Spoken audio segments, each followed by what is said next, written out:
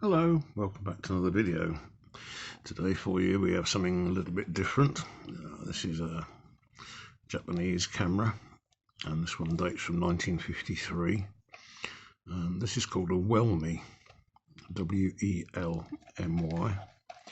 as it states on its rather worn top here. It's a 6x6 camera. As you can see, it's got a viewfinder at the back here looking through, but it's also got a type of waist level finder which is pretty useless when they're actually working, but that's hence the reason for the two sort of bits on the front, and they're both tinted green. We've seen this before on some cameras of this era.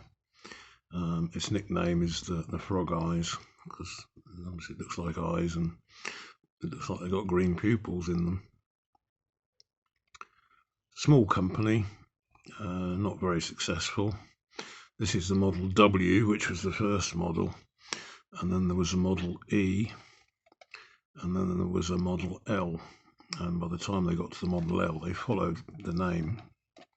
So the first ones were W, the second ones were E, the third ones were L. By the time they got to L, they were basically bankrupt, and they got absorbed into Konica in 1960. So their plant and their workers joined into Konica. Needs a bit of work, needs a bit of the old glue again. Not in the best condition, you can see it's got rust zits all over it. I have checked it out, it does seem to work reasonably well, but yeah, it's not a collector's piece. It's had quite a hard life. You can see the tarnishing on it, screw missing from the cold shoe there. And to open it up, it's a 6x6 folder, so you sort of push on this button, which is a bit stiff, and then the lens pops out and locks in the usual fashion, so it's quite small and compact. It's quite well detailed. You can see it says Welmy on here, which is quite interesting. It looks like the lens is pointing down to me, which it is, it should be there. So it's got a bit of tilt on the front element. Bellows are fine, it is light type. So we have the lens on the front. This is just a triplet lens, it's nothing particularly special. These were not high quality cameras even when they were new, so a little triplet lens. You can see we have shutter speeds going up to 200, so we've got B 1 second through to 200. Cock the shutter with this lever here, and then this is the shutter trigger at the top. Very quiet and discreet.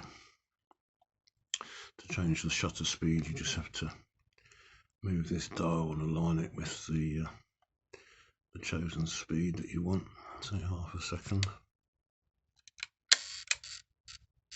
Yeah. I don't think there's a self-timer on it. I couldn't find one. There's some sort of connection down here which I'm assuming is for some sort of external flash, but don't quote me on that. Focusing, manual, focus by eye, and that's done by twisting this front element. It's got a scale on it. It's in meters. So yeah, you sort of set this and hope. It's not a rangefinder, it's not coupled in any way. No exposure meter, Sunny 16 rule. So shutter speed, and then we have the aperture here, which goes from 22 up to 3.5.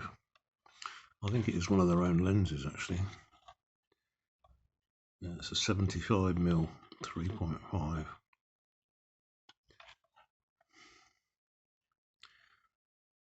And that's a Terrio. No, don't know a lot about them. Weren't around for very long, not 10 years, and then they went to pop. Even this one you can hardly see anything through it. It needs quite a lot of work.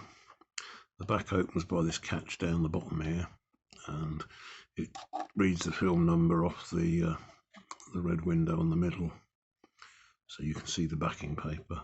You can see on there Welmy 6, and again there's quite a lot of corrosion underneath there. This opens the back up, and it's pretty standard for these. Fresh film goes in this side, So actually wind it across this way. This is the wind-on spool over here.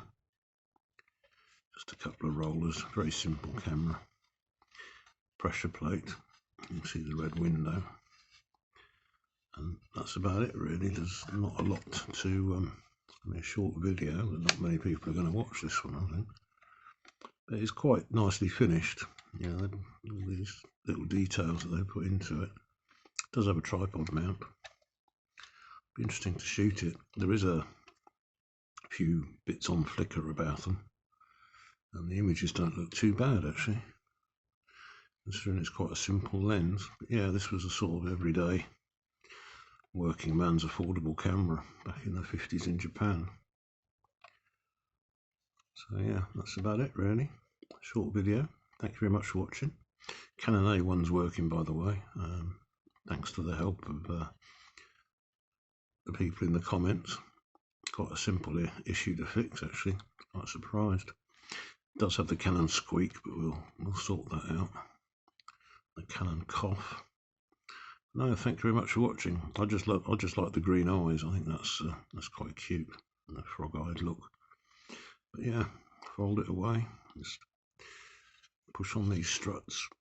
I think yeah, there's two catches there. You just push those back, and then yeah, it'll concertinas away.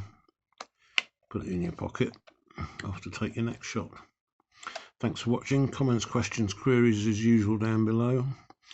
I'd appreciate it if you leave a like and maybe subscribe to the channel if you're interested in film cameras.